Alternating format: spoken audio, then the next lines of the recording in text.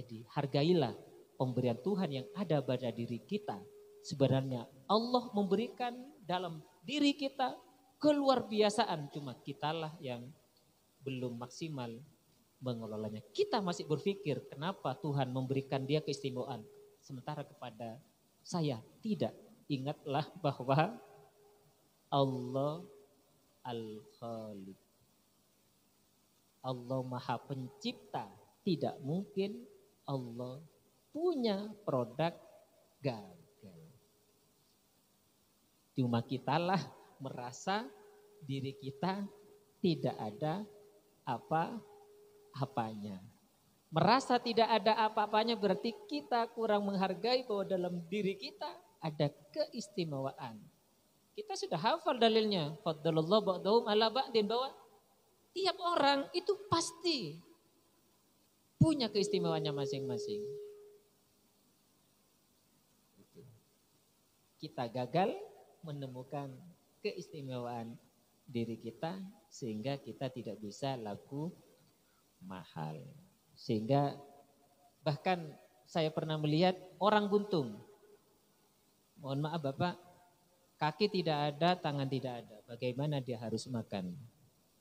Pertanyaannya, apakah dia kekurangan makan? Jawabannya tidak. Kenapa kita yang utuh kanan dan kaki bisa tidak cukup makan, sementara yang Allah tidak kasih tangan dan kaki makannya tidak kekurangan? Di mana kesalahan kita yang sebenarnya? Itu yang harus kita cari Bapak. Gitu, mudah-mudahan dengan ini kita memperoleh keyakinan, karena ketika kita yakin maka pertolongan Allah itu akan turun. Saya kira itu yang perlu saya jelaskan kembali, sehingga potensi yang ada dalam diri kita kembangkan, kita syukuri. Tidak kemudian kita merasa bahwa Allah tidak memberikan yang istimewa pada diri kita. Itu apa namanya? Diri kita jadi tidak tersyukuri. Bagaimana la'azidannakum? Itu Ustaz. Bagaimana la'azidannakum? Kita merasa tidak dikasih apa-apa, merasa begitu rendah paparannya Allah pada diri. Gimana la'azidannakum? Kita tidak berhasil menyadari potensi yang kita dapat dan juga tidak menyadari posisi yang kita miliki. Ada satu cerita. Ada seorang lahir dengan pincang. Apa pincang? Tepang. Kemudian orang tuanya meratapi. Ya Allah, kenapa kau berikan anakku pincang sementara yang lain gagah perkasa? Gitu. Dia bermohon, ya Allah tunjukkan kebesaranmu. Yang terjadi kemudian negara itu, saya lupa nama negaranya, berperang. Maka kemudian wajib militer. Seluruh yang laki-laki kena wajib militer. Anaknya mau ikut militer, tidak boleh. Akhirnya menjadi satu-satunya remaja yang saat itu yang selamat dari kematian. Bisa paham? Gara-gara pincang dia selamat dari kematian. Semua seusia dia itu mati terbunuh di medan perang. Itu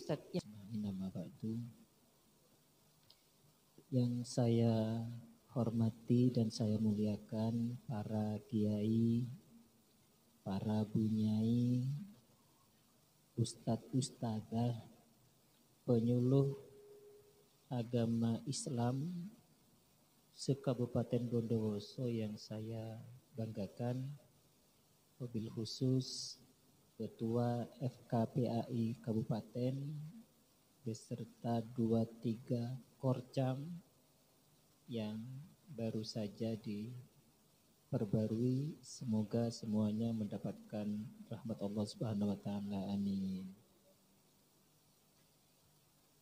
Sebenarnya saya sudah memastikan tidak hadir karena ada undangan di Grand Padis, acara workshop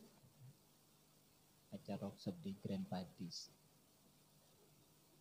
Tadi malam saya masih sore masih di Mojokerto. Maunya nginep 1 malam. Kepikiran kegiatan ini. Gitu. Tadi masih Mas Yudi, Ustadz Fadil minta Mas Yudi Pak dikirim. Mas Yudi rencana tak suruh ke Grand Padis.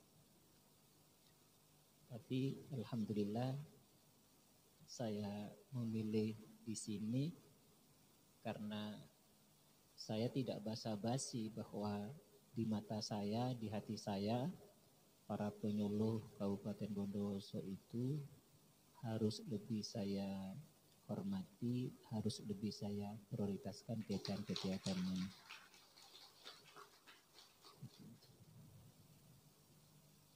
Daripada artinya apa? Undangan di Grand Padis yang jenengan sudah tahu, bagi saya lebih berharga ke teman di sini.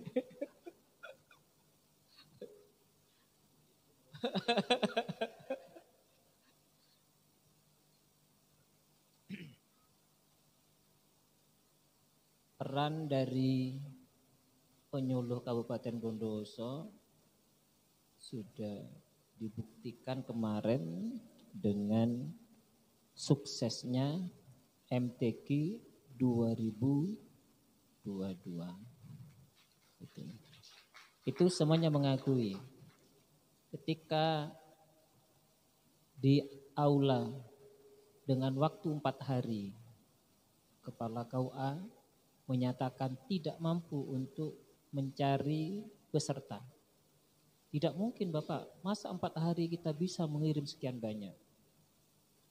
Saya dengan lagu yang lama, coba katakan bisa, jangan katakan tidak bisa. Karena MTQ ini Bapak, anggarannya pertama tidak ada. Yang kedua dari Bapak Kabak Kesra, ketika saya rapat, Ustadz Husein, Pak Ali Masyur sebagai sekretaris LPP Kabupaten, dan saya beserta Kabak Kesra dan stafnya, beliaunya menyampaikan waktunya sangat mepet, tidak mungkin kita mengadakan MTQ tahun ini. Agustus ini harus sudah terlaksana. Ya dengan bahasa saya, mungkin Bapak, gimana Pak Sunun, panitianya saja kita masih belum membentuk, kegiatannya sudah dekat, orang-orangnya masih belum pasti. Bapak, 2 hari susunan panitia selesai. Ustadz Husein, bisa enggak sampean 1 hari menyelesaikan susunan panitia? Siap Bapak, selesai Bapak yang pertama. Ada masalah apa lagi Bapak? Ini pesertanya bagaimana? Mendesak kayak gini. Siap Bapak, saya yang akan menghadirkan seluruh peserta itu. Akhirnya, ya kalau gitu kita lanjutkan. Dan dilanjutkan Bapak. Setelah di kabupaten, Kepala KUA. Jawaban saya, jawab aja bisa. Sampean punya pasukan khusus di KUA. Penyuluh-penyuluh itu dalam waktu 4 hari saya yakin bisa mengumpulkan peserta yang sebanyak-banyaknya. Ternyata alhamdulillah penyuluh Kabupaten Bondowoso amat sangat luar biasa. Bukan hanya di mata saya, juga di mata para pejabat di Pemkab Kabupaten Bondowoso. Yang lebih luar biasa lagi Bapak, ini serius, saya tidak suka basa-basi. Bahkan di antara teman-teman saya suka canda, canda saya itu sebenarnya serius. Canda saya itu serius. Gitu. Yang menjadi salah satu keajaibannya, saya mengikuti kegiatan Pospeda, MTQ di tingkat provinsi maupun tingkat nasional. Yang namanya penutupan biasanya hanya 1 baris peserta, paling banyak 2 baris. Itu tingkat provinsi, tingkat nasional. Pada waktu 1 hari sebelumnya, Bapak gimana besok kalau peserta tidak datang, kalau pendopo kemudian kosong, hanya sedikit. Bagaimana kemudian kami di mata bupati gitu. Akhirnya saya minta tolong, terima kasih 8 kecamatan penyuluhnya datang semua, juga di luar 8 itu banyak yang datang sehingga pendopo tidak muat dan itu dianggap sukses besar MTQ 2022. Ini Ustaz, jadi luar biasa. Belum pernah ada penutupan sebuah kegiatan yang di hari penuh seperti MTQ 2022. Ini luar biasa Ustaz. Saya sangat terima kasih jenengan sudah mengangkat harkat dan marwah Kementerian Agama, sekaligus kita di depan Pemkab bisa membuktikan bahwa dalam waktu yang sesingkat-singkatnya kita bisa bekerja dengan sebaik-baiknya. Kenapa saya sampaikan sebaik-baiknya? Karena peserta yang dikirim itu bukan asal ngirim. Saya sebagai pengawas tunggal pelaksanaan MTQ yang mantau seluruh tempat itu sangat bangga dengan yang diutus, karena penampilannya yang lebih spesial itu MSQ, Musabaqah Syarhil Quran, itu sangat luar biasa. Saya bilang ke istri saya, andaikan saya punya grup MSQ dan saya bina setahun, insya Allah saya nomor terakhir dibandingkan dengan yang tampil itu. Artinya apa? Kemampuan saya dengan segenap pengalaman saya itu tidak mampu menyiapkan seperti yang ditampilkan di Syarhil Quran, walaupun hanya waktunya tidak nyampe 2 minggu. Itu sangat luar biasa.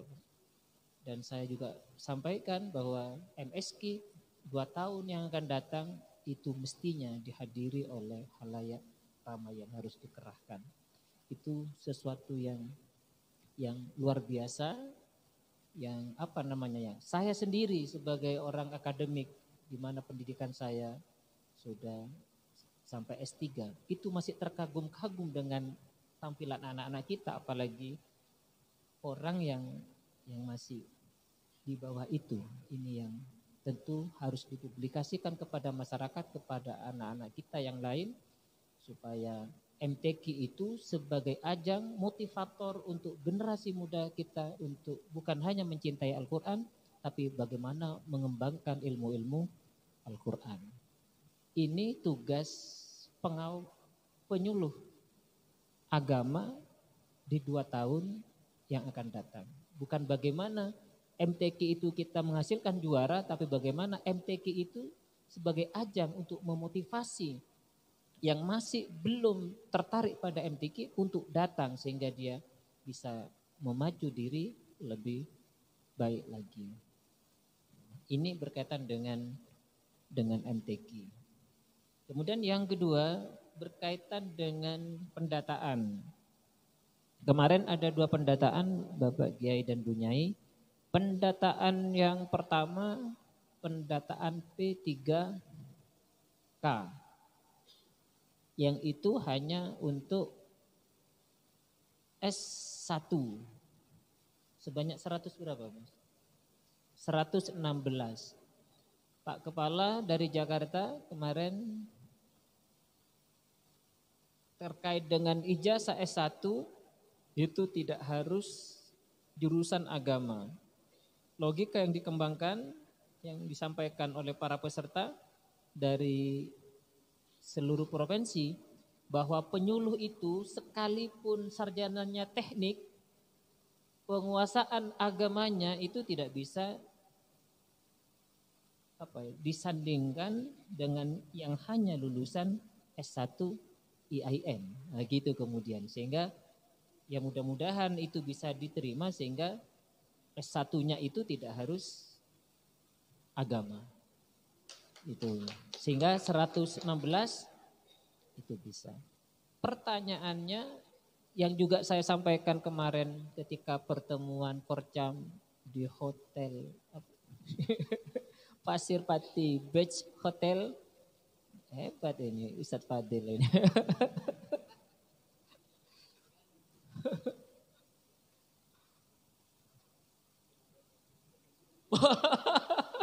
Ekibo apa belum? Korang. Soalnya Ustadz Fadil dapat fasilitas khusus, hanya berdua dengan istrinya.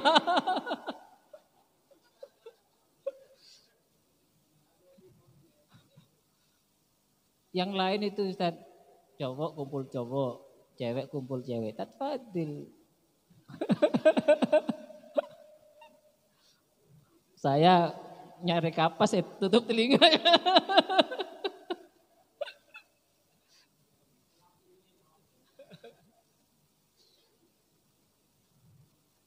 Saya sampaikan bahwa rezeki itu bukan urusan kita, gitu ya. Saya punya teman di sini ada mungkin yang kenal Pak Mukti Ali, yang kenal Pak Mukti Ali. Pak Mukti Ali itu ngajar. Honornya berapa? Sebulan 5.000. Saya tanyakan apa di waktu itu cukup untuk beli sabun? Tak cukup Pak. Tapi terus dilakukan dalam rangka untuk apa saya punya ilmu? Kalau saya tidak ngajar mau diberikan kepada siapa? Akhirnya dia tetap mengajar dengan honor 5.000. Yang penting ilmunya dapat disampaikan. Alhasil sekarang bisa menjadi pejabat Kementerian Agama, Kepala KUA Taman. Jadi rezeki itu bukan urusan kita. Di kota ada yang KUA kota. Monggo saya. Kota. Oh, di kota itu ada namanya Bu Wati. Siapa namanya? Bu Wati siapa namanya? Wati siapa? Bu Wati itu sudah. Bu Wati itu. Bu Wati itu masuk KUA kota dulu pada saat saya baru selesai waktu itu yang kedua tahun 97-an itu masuk di KUA tanpa honor. Itu. Yang penting dia tanpa honor pun kemudian dicarikan, yang penting dia kerja, terus kerja. Ditelatenin. Siapa nyangka bisa jadi pegawai negeri. Itu bukti bahwa sebenarnya kita tuh tidak bisa memperkirakan hal-hal yang remeh. Pak Dr. Muhid yang sekarang di IAIN, Dr. Muhid. Awalnya sebagai apa? Pak kebun. Di mana? Di Min Kerang ya. Di Min Kerang. Itu Ustaz. Pak Sutaryo kasih penma. Pesuruh di Man. Bisa jadi kasih penma. Artinya apa Pak? Urusan di depan itu bukan urusan kita para kiai. Urusan kita adalah bagaimana hari ini dimanfaatkan dengan sebaik-baiknya karena semua yang kita lakukan adalah proses menanam dan tanaman yang baik dengan proses yang baik, dengan benih yang baik, dengan tujuan yang tulus itu pasti tumbuh. Dan ketika dirawat pasti berbuah. Pada saatnya lah kita baru memetik buahnya. Jadi yang penyuluh yang tidak S1 ya tidak usah khawatir. Jenengan kerja keras bisa jadi jenengan rizkinya tidak dapat dari kerja kerasnya, tapi Allah menghargai di luar itu. Yang namanya min haitsu la yahtasib ini banyak yang belum memahami dengan benar. Saya nanam lombok, kemudian hasilnya banyak. Itu yahtasib atau la yahtasib? Yahtasib. Biasanya saya dapat 1 kintal, ternyata 2 kintal. Yahtasib karena taman nanam lombok dapat penghasilan dari lombok. Min haitsu la yahtasib itu jenengan kerja di sini dari sini tidak dapat apa-apa, tapi Tuhan memberikan dari arah lain sesuatu yang tak terduga. Itu min haitsu la yahtasib. Itu. Makanya kita ya wajibnya bekerja. Rizki itu otoritas yang maha kuasa. Itu. Jadi tidak usah pikir. Saya hanya cerita pengalaman pribadi supaya jenengan tidak ragu. Saya kemarin membuka file pribadi saya. Saya kerja di KUA. Nyampe di Cermi, kepala KUA tahun 2000, mungkin ada yang dari Cermi, saya menggunakan sepeda lang-langan karena itu yang mampu saya beli. Tahu lang-langan Honda 70. Itu. Kemudian dari Prajek Cermi hampir 3 tahun pindah ke Prajekan. Kemudian pindah ke Bondowoso. Waktu di Prajekan saya ganti prima Bapak. Nyampe di KUA, kepala KUA Kecamatan Bondowoso saya masih pakai prima. Sementara teman-teman saya itu sudah ada yang pakai mobil tapi sedikit, minimal mereka sudah punya Supra. Yang kedua, teman-teman saya itu sudah punya kapling, punya rumah. Saya dengan cara kerja saya di KUA, saya hanya punya kekayaan berupa sepeda motor prima, tabungan juga tidak ada, tanah kaplingan tidak ada, rumah tidak punya. Sementara yang lain sudah punya rumah, masih punya kaplingan, ada 1, ada yang 2 kapling, kendaraannya sudah bagus. Kenapa saya begitu stratanya begitu rendah? Di KUA itu menghadiri pernikahan transportnya hanya 3.250 yang itu tidak cukup untuk bensin. Dan saya mohon maaf, saya tidak minta tambahan Bapak. Di Penang mungkin masih ada yang tahu di Penang. Penang Prajekan. Saya diundang di atas. Gimana Pak Kepala KUA? Berapa ongkosnya ke atas? Ojeknya 50.000. Pak Mutin, sampean tahu saya dapat berapa? 3.250 Pak. Saya dapat 3.250 harus bayar 50. Ya terus bagaimana Bapak?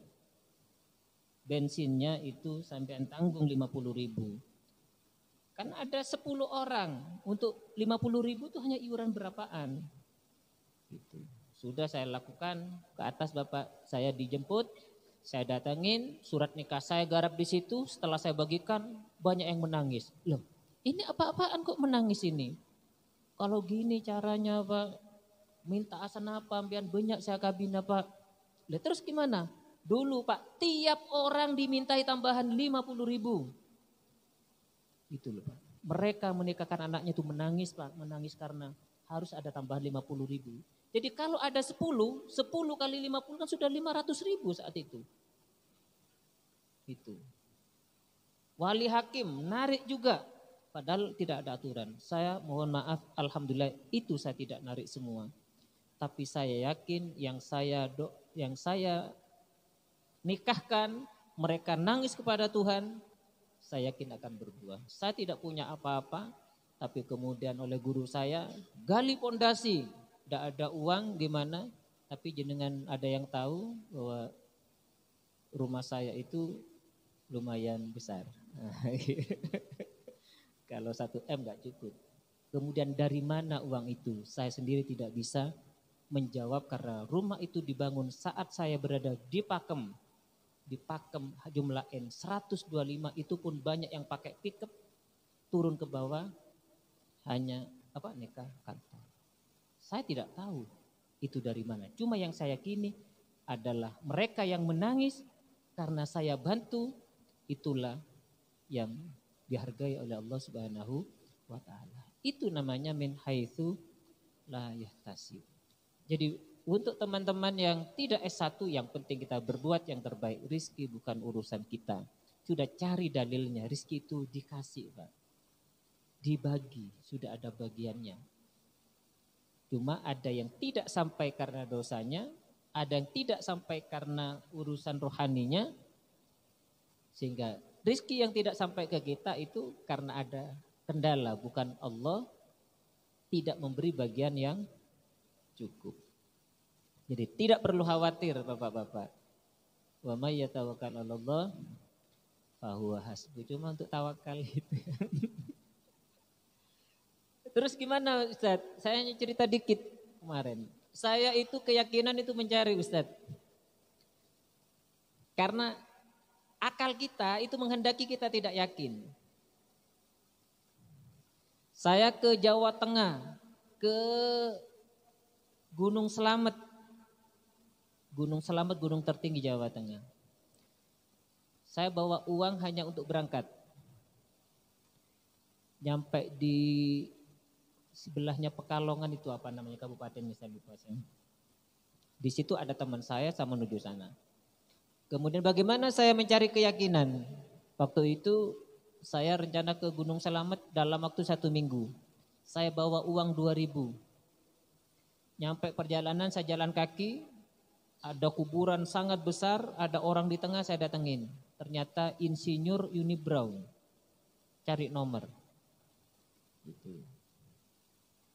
Iya cari nomor. Saya tunjukkan, Pak, ini saya bawa uang 2.000. Terus mau kemana? Saya mau ke makamnya Mbah Nur di atas. Di kaki Gunung Selamet. Berapa Mas? 1 minggu. Dan uang 2.000 akan saya bawa pulang utuh. 2.000 ini saya bawa tapi akan saya bawa pulang utuh. Loh, terus gimana sampai 1 minggu makan? Saya yakin di sekitar makam Mbah Nur itu tidak ada lahan pekerjaan. Karena kaki gunung, mau kerja apa di situ? Tidak ada lahan pekerjaan. Kalau di situ ada lahan pekerjaan, saya tidak bekerja, maka Tuhan berhak tidak ngasih makan saya. Tapi karena di situ tidak ada lahan pekerjaan, maka saya tidak bekerja di situ, tidaklah salah, maka Tuhan wajib memberi makan saya. Ini pakai logika. Sudah datang ke atas, ke makamnya Mbah Nur, waktu itu Ramadan, sholat asar, Allahu Akbar. Kemudian nanti berbuka apa? Muncul. Terus apa yang saya bangun? Kamu kok tanya berbuka apa sedang kamu tidak bisa berbuat apa-apa. Diri saya maksud saya. Sudah diam aja sudah. Jadi pikiran sudah hilang, buat apa? Mau berpikir bagaimana? Sudah jelas di tempat itu, tempat gunung.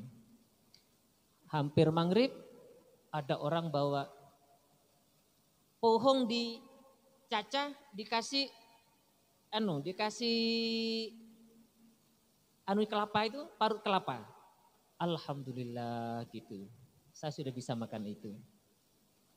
Kemudian sahur, sudah tidak berpikir sahur Pak, dari mana kita di situ gunung Bapak. Mas. Saya minta antar Mas, kemana? Saya mau sahur. Iya saya antar, tapi saya tidak ikut sahur loh ya. Terus gimana? Saya ngantar toh. Loh enggak ikut sahur tak bayarin, enggak, saya ngantar toh. Iya sudah enggak apa-apa, yang penting saya diantar. Saya antar ke atas. Di situ ada warung. Walaupun setelah pulang warung itu ternyata tidak ada. Ini sudah saya antar. Sudah. Kemudian saya nunggu. Dipaksa saya. Ayolah Mas, masa cuma ngantar toh, sudahlah. Masa sampai enggak mau makan sedekah saya?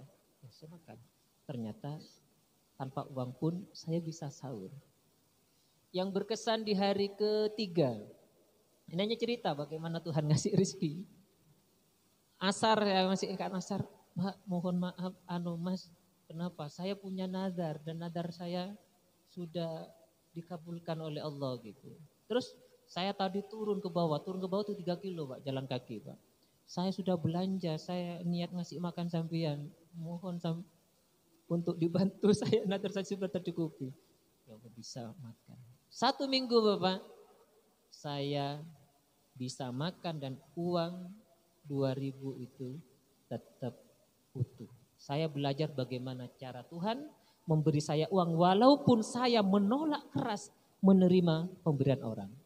Saya tidak mau, saya hanya mengantarkan, saya tidak mau Pak, serius tidak mau, bukan basa-basi tidak mau. Walaupun saya menolak, walaupun saya tidak mau, tapi tetap Allah ngasih cara bagaimana orang dengan caranya sehingga rezeki itu sampai di diri saya. Kemudian Bapak, ini hanya cerita bagaimana saya mencari keyakinan. Saya pulang dari Gunung Selamet tidak punya uang. Gimana harus nyampe Jawa Tengah, Jawa Timur? Sudah. Seperti ya pakai jurus pabok. Kapan pulang Mas? Enggak tahu. Kenapa? Ya nunggu sesuatu. Apa Mas? Ya. Ya udahlah. Kalau gitu ikut saya ke Pekalongan. Oh gitu. Tapi saya enggak ada ongkos apa-apa. Ongkosnya saya tanggung. Sudah. Saya ikut ke Pekalongan, Pak. Nyampe di Pekalongan, di pasar saya bantu. Nggak usah ditata, Mas. Kalau di pasar nih harus disemberawut anunya. Kalau ditata nanti tidak laku, oh gitu. Kapan pulang? Saya tidak tahu gitu. Maunya nanti sudah pulang. Ya sudah, tak belikan tiket. Gitu. Dibelikan tiket. Sudah dibelikan tiket. Naik ke kereta. Sudah tiket sampai ke Jember. Surabaya, Jember sudah dibelikan. Persoalannya dari Jawa Tengah, Jawa Timur, saya makan apa? Nah itu, saya harus makan apa ini? Tapi saya tidak bertanya, sudah naik kereta. Sudah bukan urusan saya. Sudah naik kereta. Waktu sampai stasiun kan orang jual-jual. Teman-teman, Mas tolong tidak apa-apa ya ini. Tolong saya beli 2 ini untuk sampean. Ya sudah diterima aja sudah tak gitu. Nyampe singkat cerita, nyampe di Jember di kontrakan Bapak jam 2 malam. Kontrakan itu sudah 1 bulan tidak saya pakai. Kontrakan itu sepi, hanya ada 1 rumah di belakang saya dan itu orang yang sangat miskin, fuqara.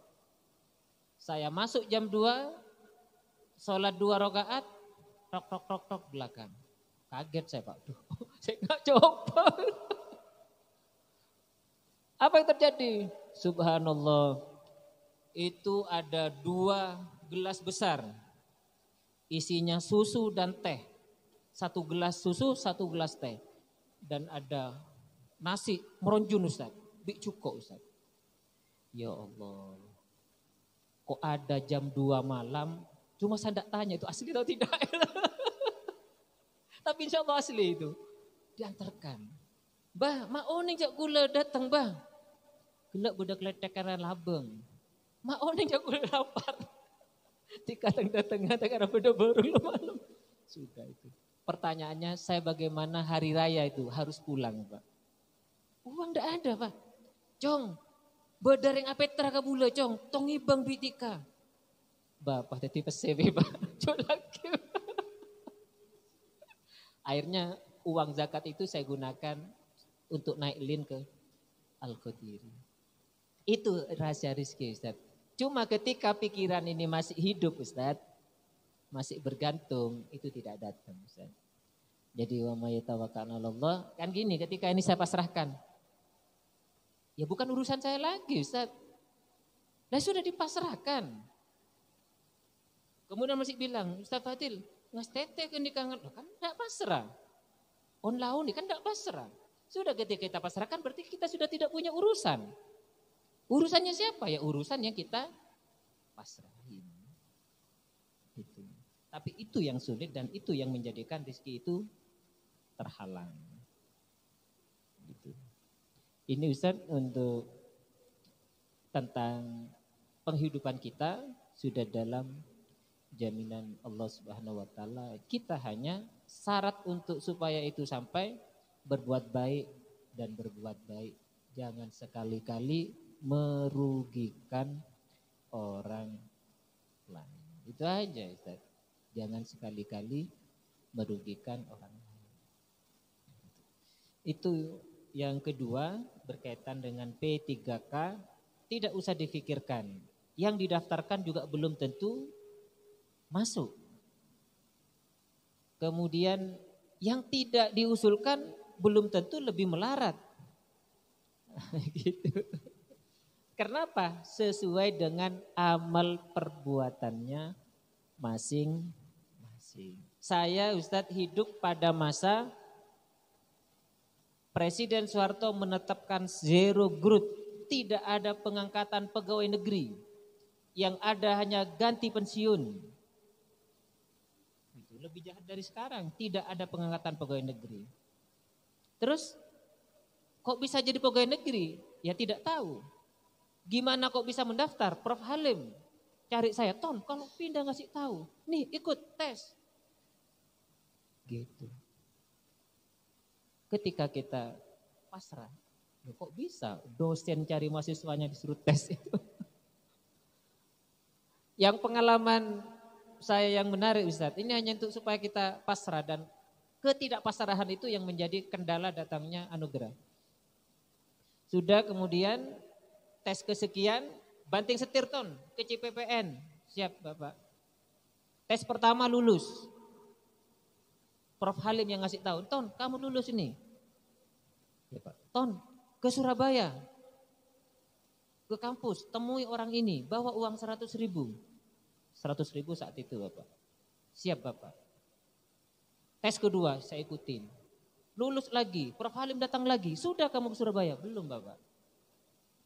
Tes ketiga, lulus lagi. Didatengin lagi, sudah enggak ke Surabaya. Tes keempat, lulus. Didatengin lagi, tanya, sudah ke Surabaya. Ton, kamu sekalipun lulus, kalau kamu sama sekali tidak, kamu pasti hilang. Itu. Sudahlah, ini bukan nyogok Ton. Kamu sudah 4 kali tes, sudah selesai.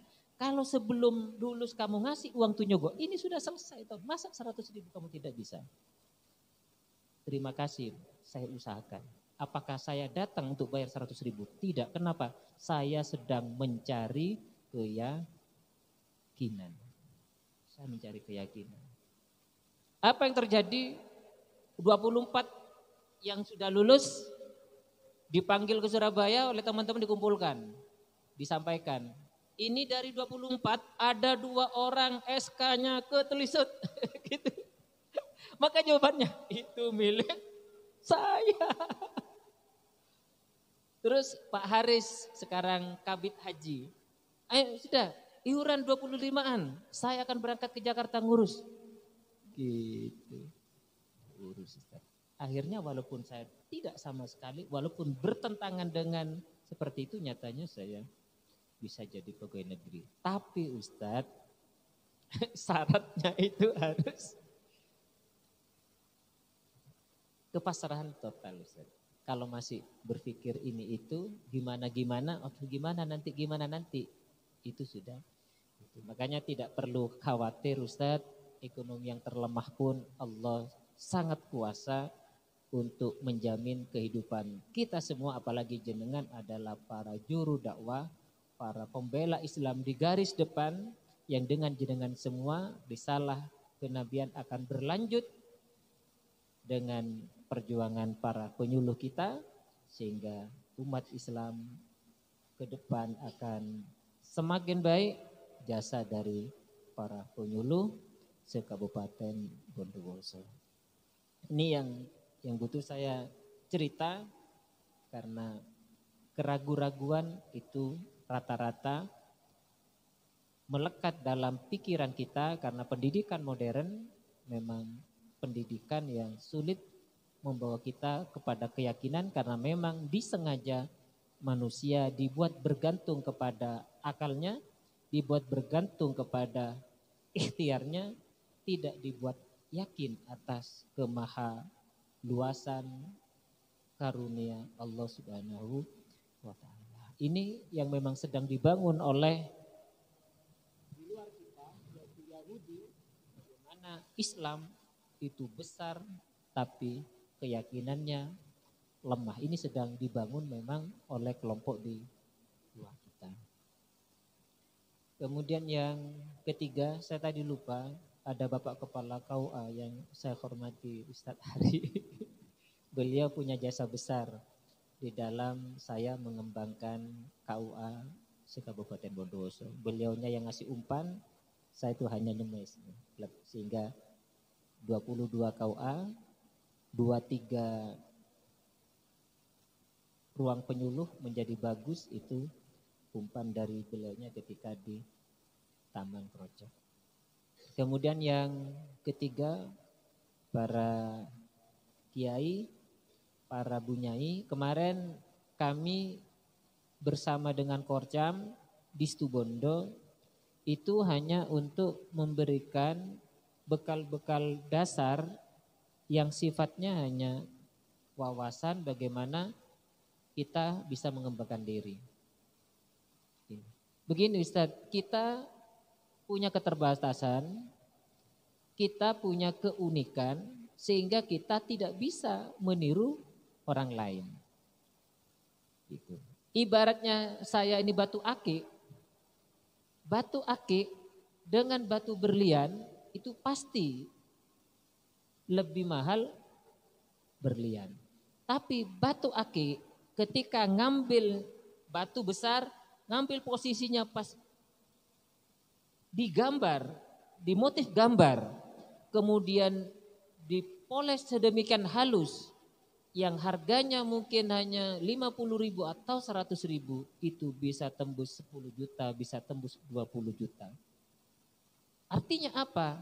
Bahwa kita yang tidak apa-apanya, yakinlah bahwa Tuhan tidak mempunyai produk gagal.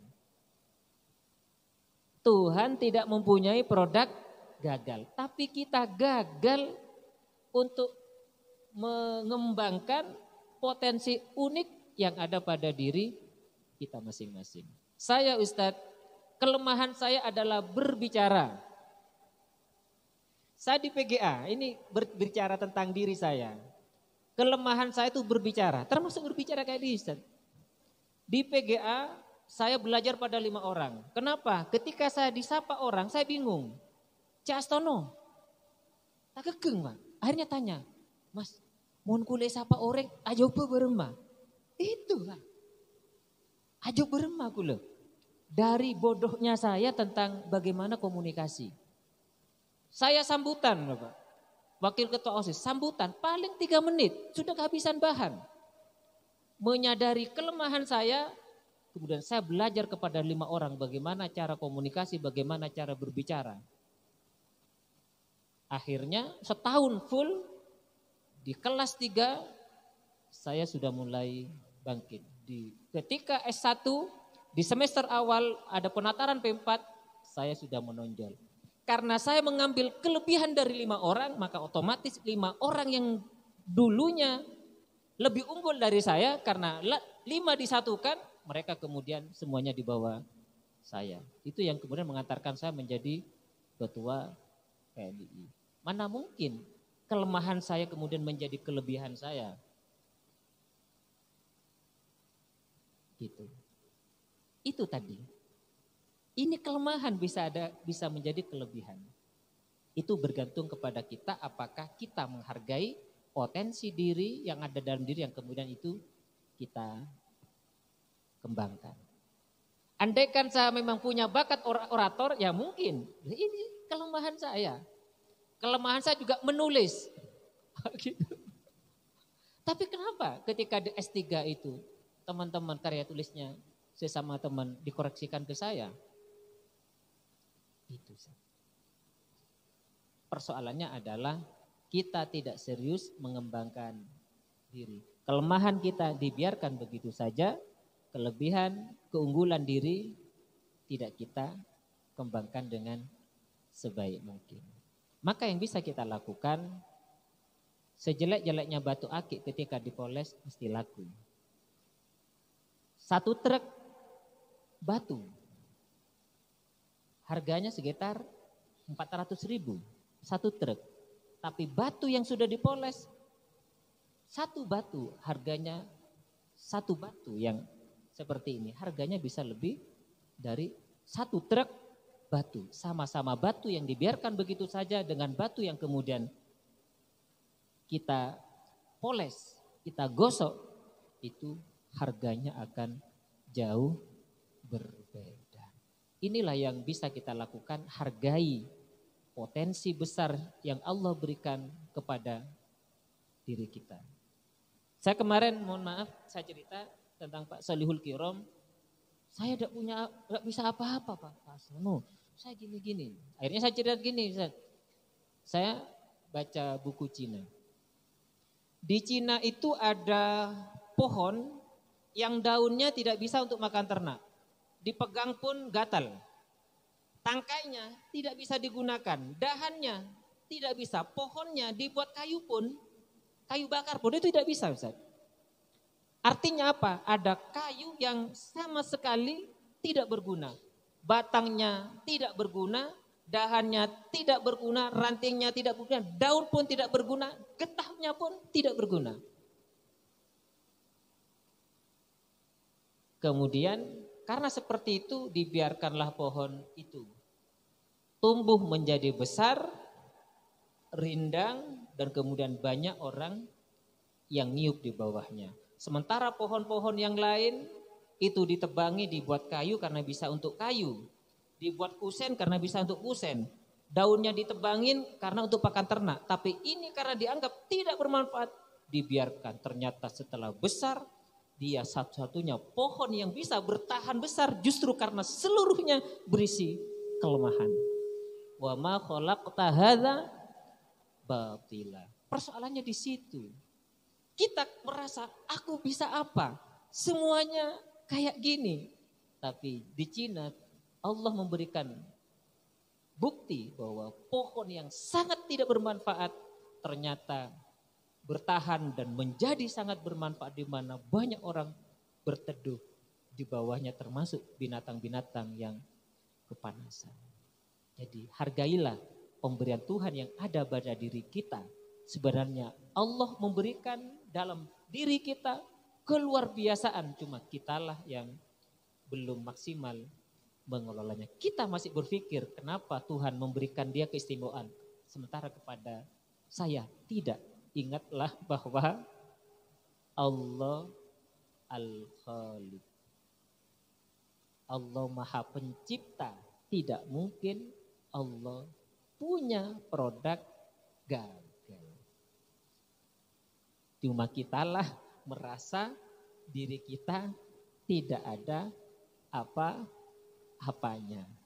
Merasa tidak ada apa-apanya berarti kita kurang menghargai bahwa dalam diri kita ada keistimewaan.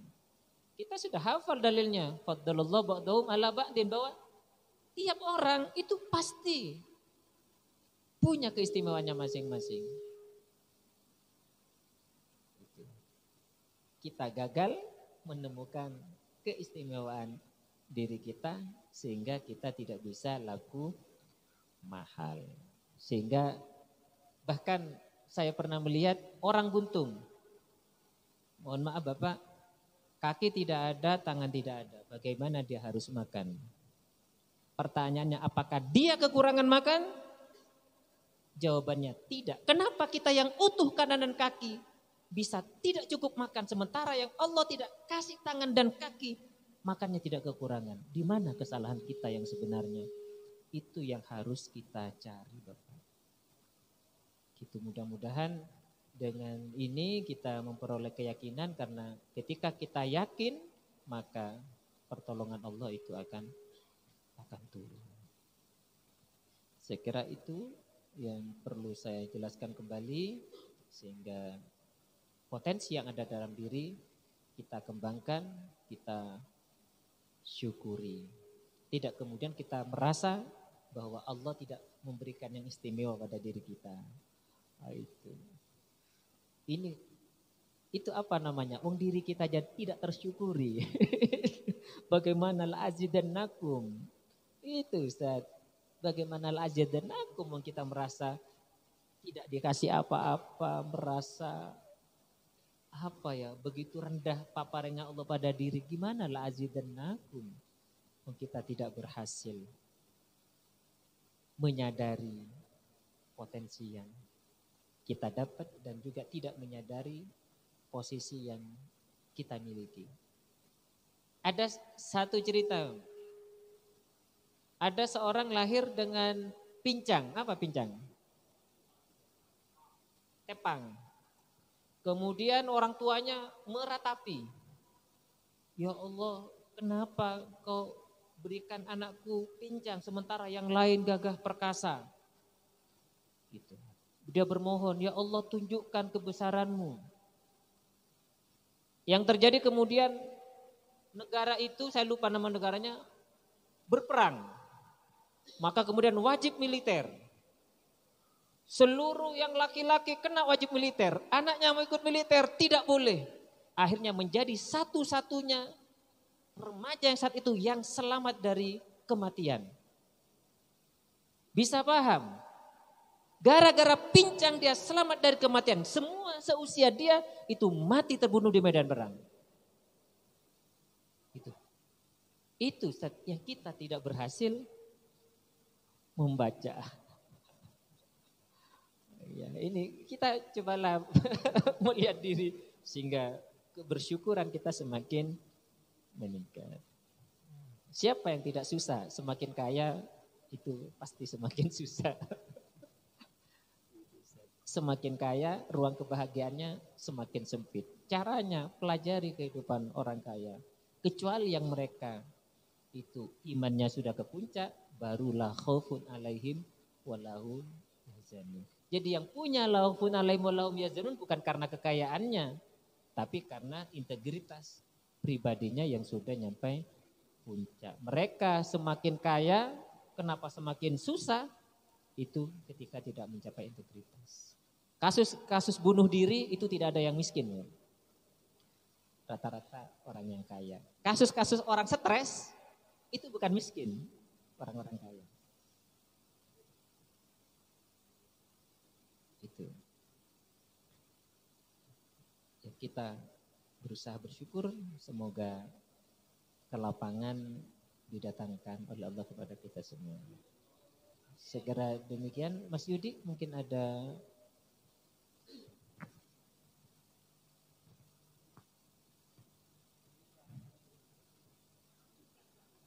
Assalamualaikum warahmatullahi wabarakatuh.